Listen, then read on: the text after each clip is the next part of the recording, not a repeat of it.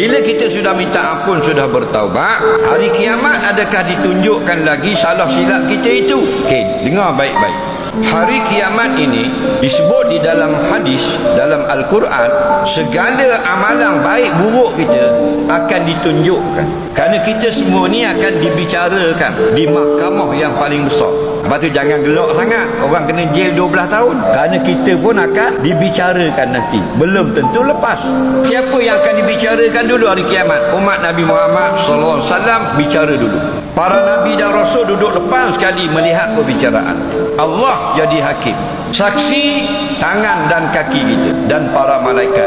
Al-yawma nakhtimu ala afwahihim wa tukallimuna aydihim. Pada hari perbicaraan nanti kami tutup mulut manusia kerana banyak bohong, dan kami jadikan tangan boleh cakap.